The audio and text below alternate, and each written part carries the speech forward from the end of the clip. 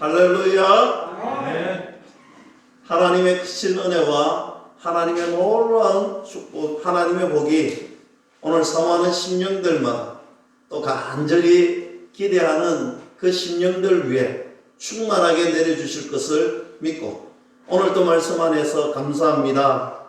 하나님 사랑합니다. 하나님 말씀에 순종하겠습니다. 그런 저와 여러분들이 될 수 있기를 주님의 이름으로 간절히 축원합니다. 오늘 본문 말씀은 오병이어의 사건입니다. 오병이어의 사건을 우리는 너무 잘 압니다. 너무 잘 알아서 오늘 설교는 이렇겠구나 이렇게 짐작하시는 분들이 아마 계시겠지요. 그러나 우리가 잘 안다고 잘 아는 말씀일수록 어떻게 보면 놓치는 말씀이 있더라. 그래서 저는 오늘 우리가 놓치는 말씀을 한번 찾아서 은혜의 말씀을 함께 나누려고 합니다. 오늘 본문 말씀을 이해하려면 우리가 잘 알지만 9장 1절 말씀으로 다시 가봐야 합니다. 예수님께서 오늘 제자들에게 전도 훈련하러 보내실 때에 그냥 보내시지 아니하시고 모든 귀신을 제어할 수 있는 능력과 병 고칠 수 있는 능력을 주셨습니다. 그리고 전도할 때에 어떤 메시지를 가지고 전도해야 되느냐 가르쳐 주셨는데 2절 말씀에 보니 하나님의 나라에 대한 말씀을 가지고 전도하라. 이것이 복음의 메시지였습니다.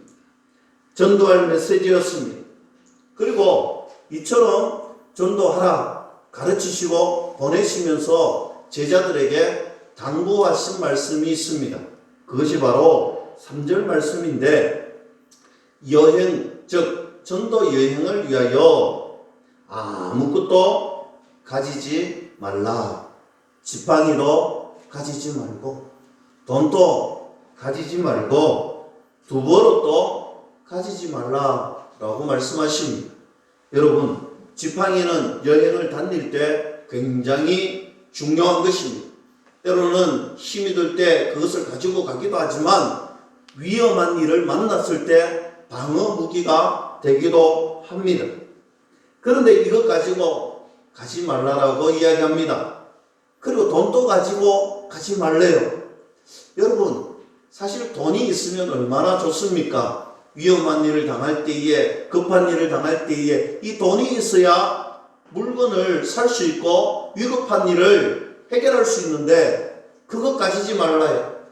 또 생각해보면 돈을 가지고 전도할 때 무언가를 좀 사가지고 전도를 위해서 사용하면 참으로 유용할 것 같은데 그것도 하지 말라는 것입니다. 예수님께서는 이처럼 모든 것을 가지고 가지 말라라고 명령하셨습니다. 그러면 무엇 때문에 아무것도 가지지 말라라고 예수님이 말씀하셨을까? 주님께서는 무엇을 가르쳐 주시려고 이렇게 명하셨을까? 여러분, 예수님께서는 전도할 때 다른 것 의지하지 말라는 거예요. 전도할 때 너희들은 다른 것에 마음을 빼앗기지 말고 다른 방법으로 하지 말라는 거예요. 어떤 것도 가지고 하지 말고 오직 하나님만 의지하고 오직 하나님께 맡기고 오직 하나님을 위하여서 순종하라는 것입니다. 여러분, 전도는요, 내 생각, 내 뜻, 내가 가지고 있는 것 이런 것 가지고 하는 것이 전도가 아니라는 거예요. 하나님의 능력과 하나님의 은혜와 절대적으로 하나님을 의지하는 믿음 가지고 하는 것이 전도다. 아멘. 내 힘 가지고 하지 말라는 거예요. 하나님 의지하고 전하라는 것입니다. 그러면 누구에게 전해야 하는가? 전도는 누구에게 전해야 하는가? 4절 말씀에 전도 대상자가 나오는데 이렇게 말씀합니다. 어느 집이든 들어가라는 것입니다. 어떤 특정된 집에 들어가서 전하라는 것이 아니라 마음이 열려있는 집에 가서 전하라는 것이 아니라 어떤 집이든 어느 집이든 방문하라는 것입니다. 누구에게도 들어가서 전하라는 것입니다. 즉 모든 사람에게 복음을 전하라라고 말씀하고 있습니다. 그런데 우리가 전도하고 복음 전해보면 여러분 복음 전할 때에 참 힘든 경우를 많이 겪습니다. 복음 전하다 보면 외면당할 때가 있습니다. 복음 전하다 보면 욕먹을 때도 있어요. 오늘 복음 전하다 보면 힘든 일을 겪고 조롱을 받고 때로는 무시를 당하고 때로는 핍박을 당하고 때로는 힘들 때가 참 많이 있습니다. 흘겨보고 지나가고 슬쩍 도망가고 때로는 부담스러워하고 어려워하는 자들이 참 많이 있습니다. 이처럼 복음을 전하다 거부당하는 경우가 많이 있지요. 그때 어떻게 하느냐? 5절 말씀에 보니까 만약 그렇게 영접하지 아니하면 너희는 그 성을 떠나라 라고 이야기하고 있습니다. 여러분 전도하다가 상처받지 말라는 거예요. 복음 전하다가 힘들어하지 말라는 거예요. 복음 전하다 보면 힘든 일을 겪을 수 있고 어려운 일을 겪을 수 있는데 그때는 어떻게 해야 되느냐? 그냥 그것을 떠나라 라고 이야기합니다. 대신에 어떻게 떠나느냐? 오늘 성경에 보면 너희 발에서 먼지를 떨어버려라 라고 말씀하고 있습니다. 여러분 이 말씀은 사실 저주의 성격을 담고 있는 말씀이에요. 저주의 성격을 담고 있는 말씀이다. 이 잘 들으셔야 됩니다. 오늘 복음 전하다가 나를 외면하고 핍박하면 그 사람들을 떠나는데 어떻게 떠나느냐? 저주하면서 떠나라. 이렇게 오해하시면 큰일 납니다. 저주하면서 떠나라는 말이 아니에요. 오늘 그처럼 저주받을 만한 일이기에 참으로 저주받을 만한 오늘 복음 외에는 아무것도 있을 수 없잖아요. 그러니까 그들에게 전할 때에 오늘 확실하게 전하라는 거예요. 임팩트 있게 전하라는 거예요. 중요한 메시지니까 강력하게 복음을 증거하라는 거예요. 강력하게, 중요하게 최선을 다해서 복음을 전하되 지금 복음 안 받아들이면 너희들 망한 인생이 됐다.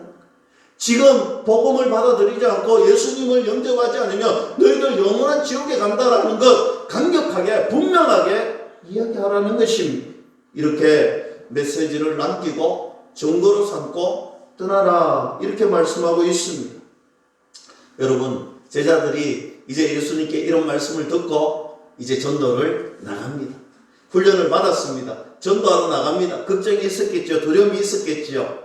그런데 오늘 예수님이 말씀하신 대로 순종하고 걸어갔더니 사람들이 진짜 이 복음의 메시지를 잘 듣는 거예요. 받아들이는 거지. 왜냐고요? 오늘 나가니까 예수님 뭐 주셨지요? 귀신을 쫓아내는, 귀신을 떠나가는 능력을 주셨습니다. 병을 고치는 능력을 주셨습니다. 손을 펼쳐가지고 예수님의 이름으로 명하노니 귀신이 떠나가는 거예요. 나사렛 예수의 이름으로 명하노니 귀신아 떠나갈지어다. 그랬더니 귀신이 떠나가는 거예요. 오늘 손을 얹고 안수하고 기도했더니 병이 떠나갈지어다. 예수의 능력으로 명하노니 병마는 떠나갈지어다. 그랬더니 병마가 떠나가는 거예요. 귓병 떠났고 눈병 떠났고 코병 떠났고 다리도 낫고 암도 흘려도 떠나가고 아멘 할 때까지 할 겁니다. 여러분 하나님의 능력의 말씀을 가지고 하나님의 은혜의 말씀을 가지고 순종하고 예수의 이름으로 명하니 귀신이 떠나가는 역사가 있고 병마가 떠나가는 역사가 있고 복음이 받아들여지고 얼마나 기분이 좋은지 얼마나 흥분이 되겠어요. 여러분 우리가 나가서 이 일광 땅에 그랬다고 한번 생각해 보세요. 얼마나 흥분이 되고 기분이 날아갈 것 같잖아요. 그래서 이 소식을 이야기하고 싶고 예수님 우리가 너무 불안했는데 예수님 말씀처럼 했더니 전했더니 예수님이 가르쳐 주신 대로 했더니 되더라는 거예요. 그래서 흥분해서 예수님께로 막 달려갑니다. 이 소식 이 기쁜 소식 전해주려고. 예수님께 막 달려갑니다. 달려가서 오늘 10절 말씀에 보면 전도 보고를 합니다. 예수님, 우리가 나가서 복음 전하는데 진짜 예수님 말씀하신 대로 그대로 되는 거예요. 사람들이 막 듣고 병자들이 막 고쳐지는 거예요. 오늘 이 전도 보고를 예수님께 계속해서 하고 있는데 10절 말씀에 보니 주님께서 손을 딱 잡고 벳세다로 제자들을 데리고 갑니다. 그럼 여기서 이 벳세다가 어디인지 우리가 이걸 알아야 돼요. 이 벳세다로 떠났더라. 그리고 무리들이 이 벳세다로 따라왔더라. 그런데 우리는 당연하게 여기는 이점에서 벳세다가 어떤 곳이냐? 여러분, 예수님이 탄생했을 때 예수님이 저 동방박사들이 별을 보고 오늘 위대한 왕이 탄생한다니까 예수님을 죽이려고 했던 왕이 있었죠. 누구요? 헤롯 왕. 오늘 헤롯 왕이 예수님을 죽이려고 했던 그때 그 해에 예수님이 태어나신 그 해에 헤롯 왕이 죽습니다. 헤롯 왕이 죽고 그러면 그 뒤에 다른 왕이 나타나가 이 나라를 다스려야 되는데 오늘 헤롯 왕이 죽고 난 다음에 그의 아들 3명이 이 나라를 나누어서 통치를 합니다. 즉 헤롯 아켈라오와 헤롯 안티피스. 오늘 헤롯 빌립이 나누어서 하는데 저 아래쪽에는 헤롯 아켈라오가 다스리고 오늘 갈릴리를 기점으로 동쪽에는 헤롯 빌립, 서쪽에는 헤롯 안티파스. 오늘 예수님께서 주로 어디에서 활동했느냐 하면 이 갈릴리 헤롯 안티파스 지역에서 활동을 많이 했습니다. 그런데 중요한 것은 이 벳세다가 어떤 지역이냐? 오늘 국경을 넘었는 거예요. 오늘 왕이 다스리는 나라, 다른 나라로 떠나가신 거예요. 오늘 예수님께서 지금 가신 곳이 다른 나라예요. 다른 왕이 다스리는 국경을 넘은 지역으로 왔습니다. 예수님께서 엉뚱하게도 지금 제자들을 이끄시고 갔는 곳이 국경을 넘었다는 거예요. 다른 나라에 갔다는 거예요. 여러분, 나라가 다르다는 것은요, 통치자가 다르고 법령이 다르고 사람들이 주권이 달라지는 것입니다. 그런데 11절 말씀 보니까 무리들이 예수님을 찾습니다. 들어보니까 지금 국경을 넘어갔다는 거예요. 그런데 오늘 무리들이 이 벳세다로 국경을 넘어서 예수님을 찾아서 오더라는 것입니다. 사랑하는 성도 여러분, 오늘 국경을 넘어서 왔던 그들이, 오늘 예수님을 따라왔던 그들이 어떤 마음이었을까요? 엉뚱한 나라에 와 있으니까 수근수근하기도 하겠지. 왜 우리가 이 나라까지 왔을까 하는 반응도 있었을 것입니다. 11절 말씀에 보니까 그런데 이들이 놀랍게도 예수님을 영접합니다. 어색하잖아요. 무리들이 지금 다른 나라 벳세다에 왔는데 오늘 예수님을 영접하는데 마치 그 나라의 왕인 것처럼 영접하는 거예요. 오늘 예수님을 마치 왕처럼 모시고 있습니다. 그리고 사람들은 여전히 궁금하겠죠. 우리가 어쩌다가 지금 이 나라에까지 와 있을까? 그때 예수님께서 메시지를 주시는데 그 메시지가 무엇이었느냐? 바로 하나님 나라의 일에 관하여서 메시지를 전합니다.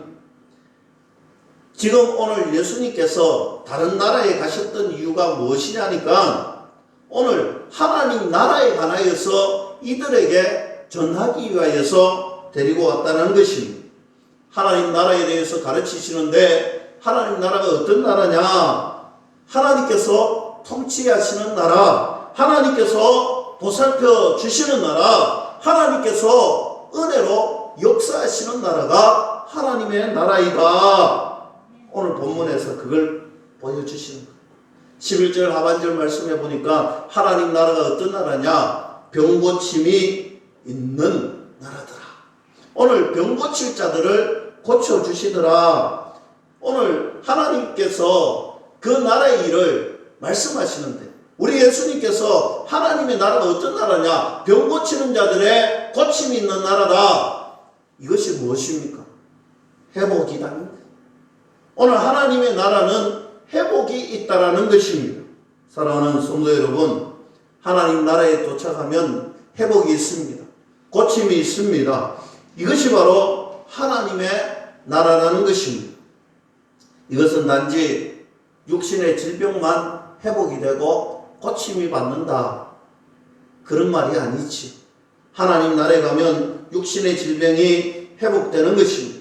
건강이 회복이 필요하신 분들, 하나님 나라에 도착하고 하나님의 주권 아래에 있으면 하나님께서 그 육신의 질병을 고쳐주실 줄로 저는 분명하게 믿습니다. 영혼에 질병이 있는 사람들, 하나님을 모시면 그 영혼이 하나님의 은혜로 충만하게 회복될 줄로 믿을 수 있기를 축복합니다. 여러분 가정에 문제가 있습니까? 여러분들 자녀의 문제가 있습니까? 여러분들 물질 때문에 힘들어하고 있는 사람들이 있습니까? 하나님을 왕으로 모시고 하나님 나라에 있는 자는 하나님이 그 회복도 분명하게 일으켜 주실 줄로 믿고 나아가는 자, 하나님이 모든 것을 회복시켜 주실 줄로 믿을 수 있기를 주님의 이름으로 간절히 축원합니다. 그러면 하나님 나라는 어떤 나라냐? 12절 말씀, 오늘 우리가 한번 화면 보시고 이 12절 말씀을 함께 한번 큰 소리로 읽어봤으면 좋겠습니다. 누가복음 9장 12절 말씀 함께 읽습니다. 날이 저물어가매 12사도가 나와 여짜오되 무리를 보내어 두루 마을과 초도로 가서 유하며 먹을 것을 얻게 하소서. 우리가 있는 여기는 빈들이니이다 했습니다. 날이 저물어가고 있습니다. 제자들이 예수님 찾아와서 이야기합니다. 예수님, 날이 저물어가니까 이 사람들 다 돌려보내기 뭐하니까 다른 곳에 유하게 일단 하기 위해서 먹을 것을 줍시다. 여기는 빈들입니다. 그때에 예수님이 제자들에게 무엇이라고 이야기하느냐 하시면 너희가 먹을 것을 주라. 지금 이들에게 있는 것은 물고기 2마리와 떡 5개, 502억밖에 없었습니다. 그런데 지금 이곳에 얼마나 많은 군중들이 모여 있습니까? 그런데 이 사람들에게 예수님이 제자들을 향하여서 분명하게 이야기하십니다. 먹을 것을 주라라는 것입니다. 오늘 예수님께서 502억을 가지고 축복하시고 축사하시고 무리에게 나누어 주라라고 명하십니다. 어떻게 되었을까요? 17절 말씀을 우리가 함께 화면 보시고 읽도록 하겠습니다. 다 함께 읽습니다. 먹고 다 배불렀더라. 그 남은 조각은 12바구니를 거두리라 했습니다. 할렐루야. 여러분, 이렇게 해서 다 먹었습니다. 다 배불리 먹었습니다. 먹고 난 다음에 12강주리가 남았다. 넉넉하고 남음이 있었더라. 여러분 잘 보세요. 여기가 어디였습니까? 빈들이었습니다. 아무것도 없는 곳이었습니다. 텅텅 비어있는 곳이었습니다. 이제 마지막 결론이 무엇입니까? 이렇게 텅텅 비어 있었는데 결론은 다 먹었더라. 그리고 넉넉하게 먹고도 12강주리가 남았더라. 이것이 결론입니다. 사랑하는 성도 여러분, 하나님 나라가 어떤 나라냐? 오늘 그것을 이야기하는 것입니다. 하나님의 나라는 비었지만 채워주시는 하나님이 계시는 곳이 하나님의 나라입니다. 오늘 내가 가진 것 없고 이곳은 빈들이었는데 하나님 계시면 그곳은 채워주시는데 완전하게 채워주시고 풍성하게 채워주시고 넉넉하게 채워주신다. 이것이 바로 하나님의 나라이다 라는 것입니다. 여러분, 오늘 하나님께서 육신의 배만 채워주실까요? 우리의 주님 배만 채워주실까요? 아니라는 거예요. 소망이 비어있는 분이 있습니다. 소망이 비어서 낙심하고 있는 사람이 있습니다. 그러나 하나님 나라에 오면 하나님 함께 하시면 그 소망이 비어있던 것이 하나님의 꿈으로 가득 채워줄 줄로 믿을 수 있기를 축복합니다. 특별히 꿈을 잃어버린 자들, 우리의 자녀들, 손주들 보면 꿈을 잃고 살아가고 있는 자들이 얼마나 많습니까? 여러분, 그들을 어디로 데리고 와야 되냐면 하나님의 나라, 하나님이 계시는 곳으로 그들을 인도해야 됩니다. 여러분, 세상에 공부 열심히 하는 것도 중요하고 세상에 잘 살고 좋은 직장 가지는 것도 중요하지만 더 중요한 것 있습니다. 그것은 잠시 잠깐 있다가 사라지는 것이지만 영원한 것은 하나님 나라, 하나님이 통치하시는 그 나라, 오늘 그곳에 도착하면 비전이 생기고 꿈이 샘솟습니다. 뿐만 아닙니다. 상실한 사람들이 있지요. 마음이 상실한 사람들이 있습니다. 파산당한 사람들이 있습니다. 다 망했습니다. 어디로 와야 되겠습니까? 하나님 나라로 와야 되는 거예요.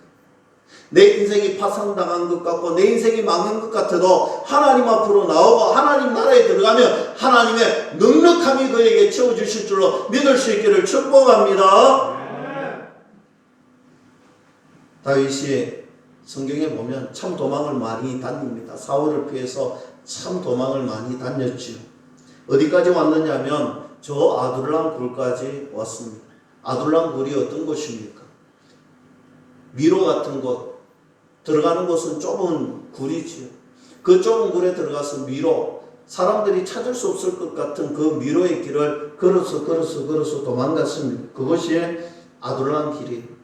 이 아둘람 굴은 인생 막장, 이제는 더 이상 희망이 없는 자들이 피신해서 도망하여서 그곳에서 정착한 곳이 아둘람 굴입니다.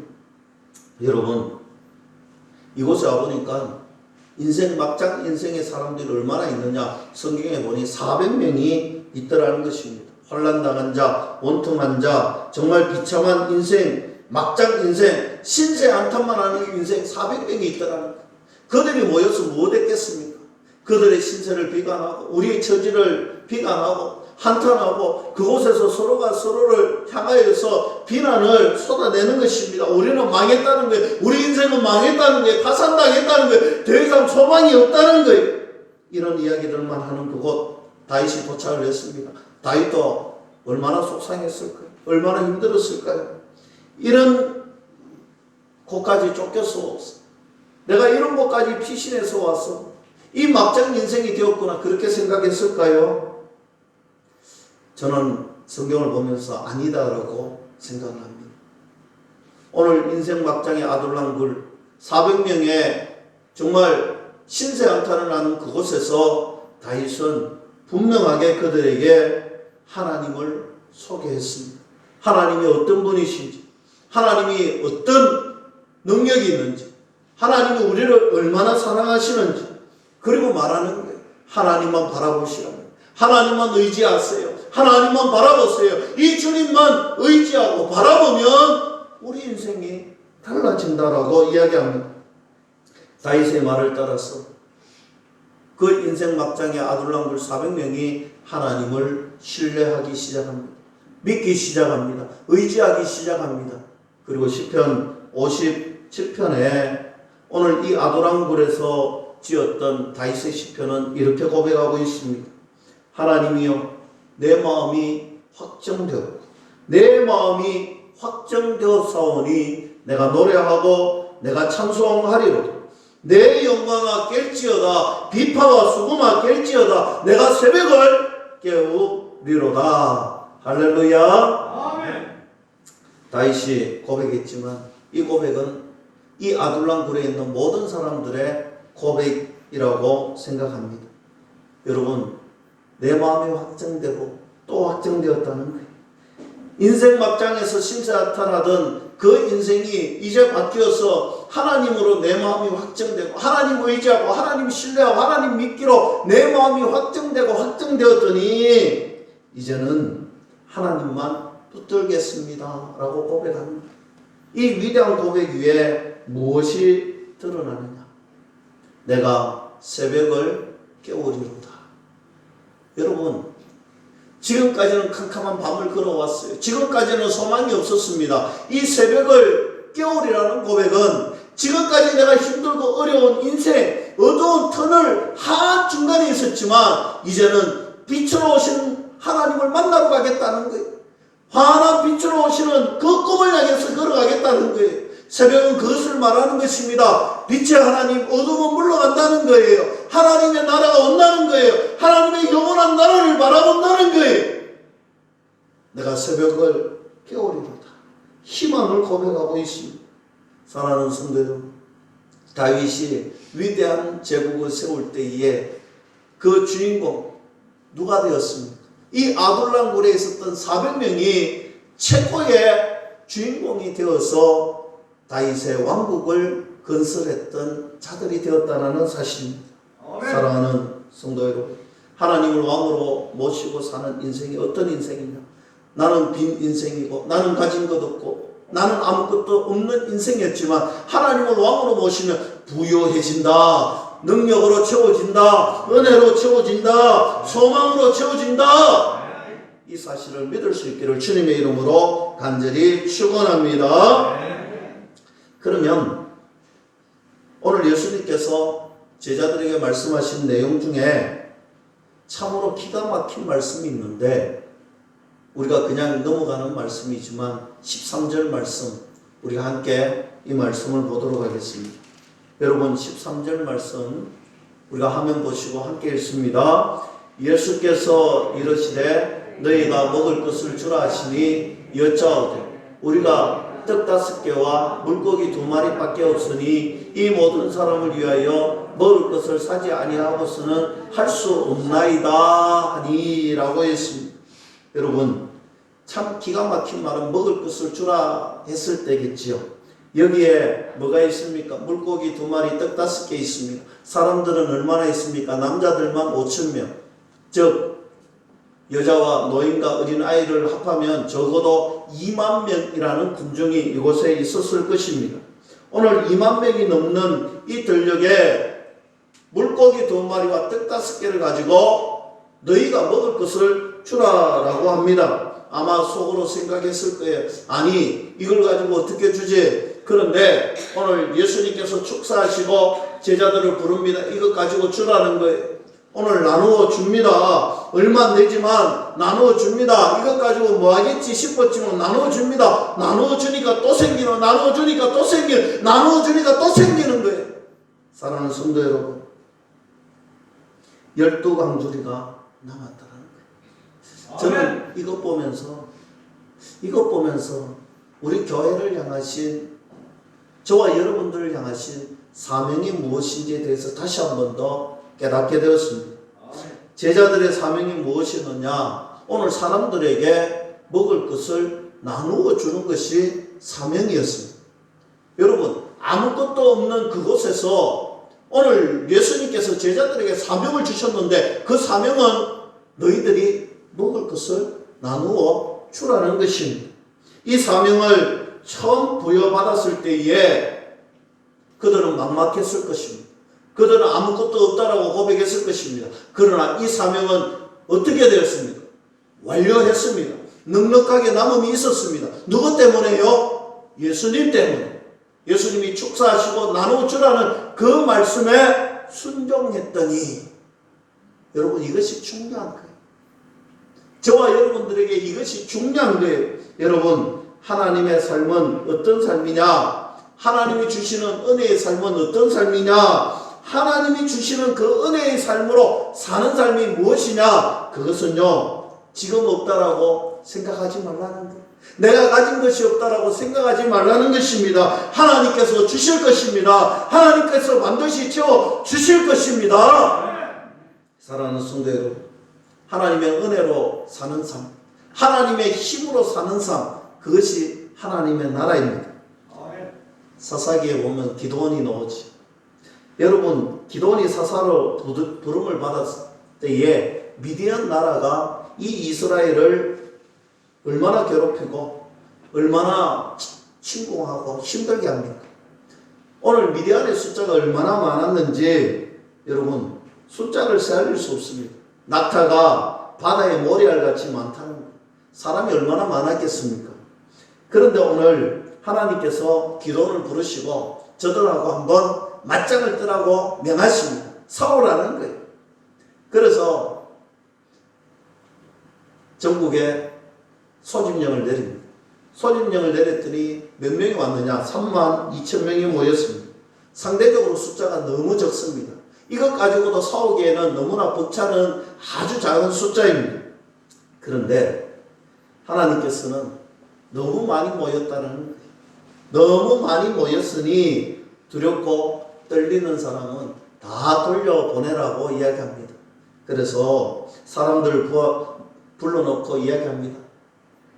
지금 다 눈 감아라는 거예요. 눈 감고 마음에 두렵고 떨리는 사람은 살짝이 손을 들라라고 이야기합니다. 몇 명이 들었느냐? 2만 2천 명이 들었습니다. 여러분 2만 2천 명을 다 돌려보냅니다. 10,000명 남았습니다.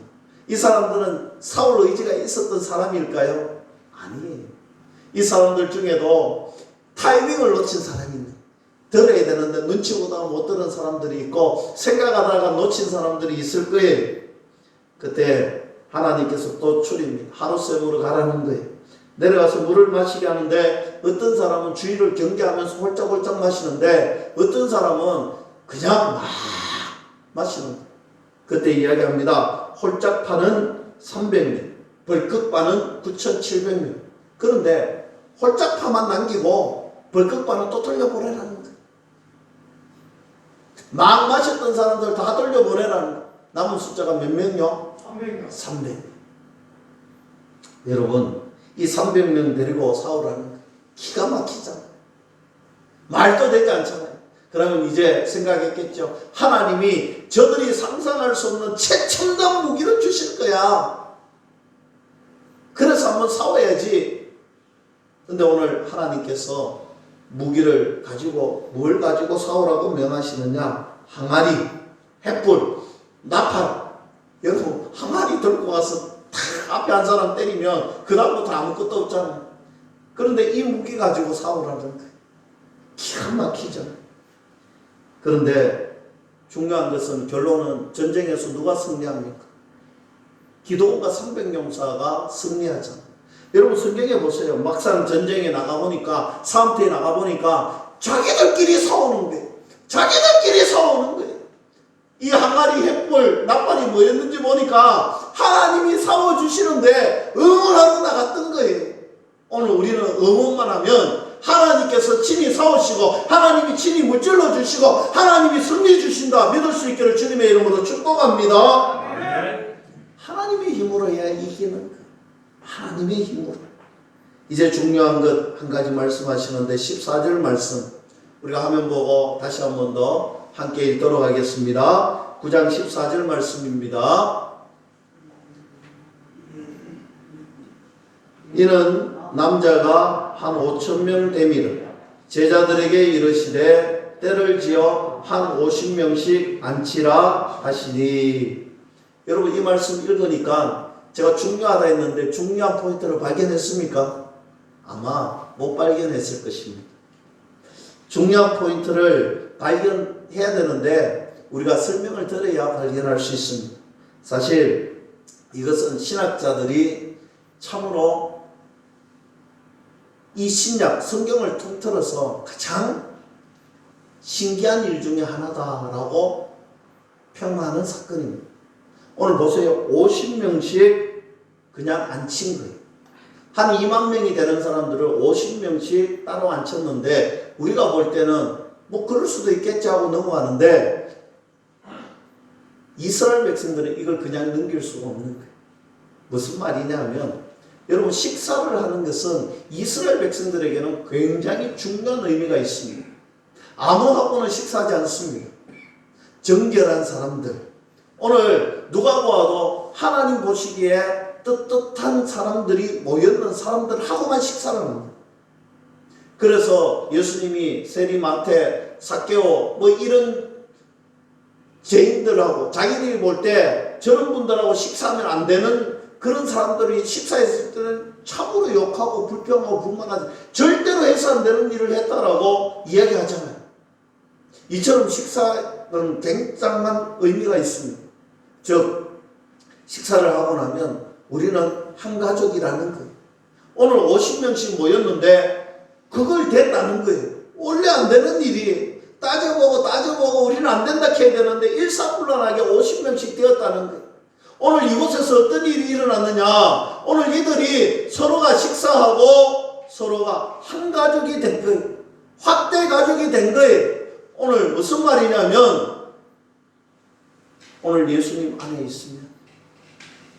안에 있으면 우리 모두는 한 가족이 된다라는 것을 500이어의 사건은 말씀하고 있는 것입니다.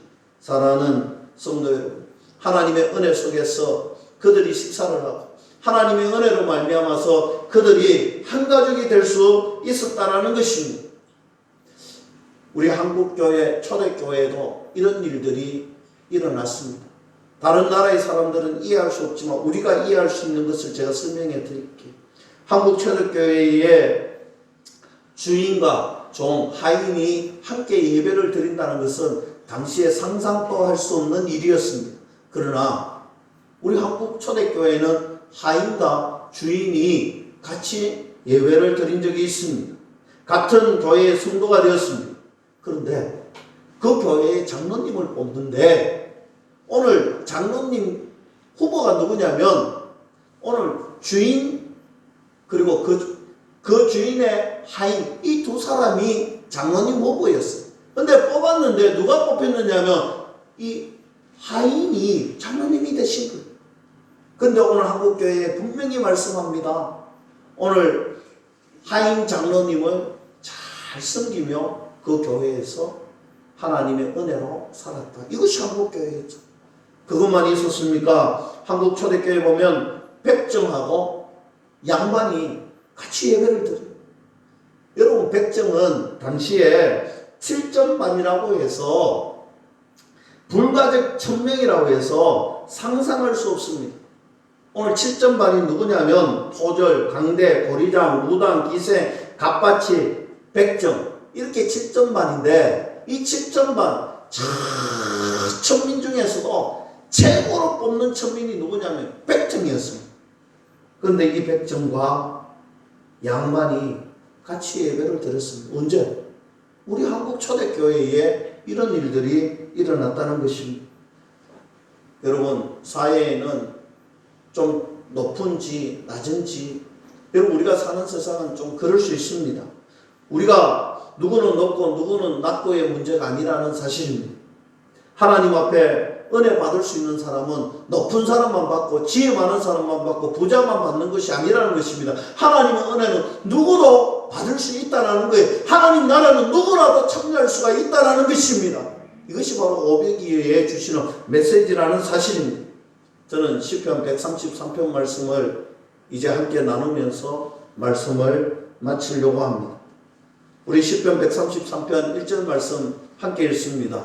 보라 형제가 연합하여 동거함이 어찌 그런 선하고 아름다운가 했습니다. 하나님의 나라는 사랑의 나라입니다. 하나님의 나라는 연합의 나라입니다. 하나님 나라는 연합하고 사랑하고 한 가족이 되는 것이 바로 하나님의 나라입니다. 이런 나라에 하나님이 은혜를 베풀어 주시는데 어떤 은혜를 주시느냐? 2절 말씀입니다. 제가 읽어드립니다. 머리에 있는 보배로운 기름이 수염 곧 아론의 수염에 흘러서 그의 옷깃까지 내림같다라고 했습니다.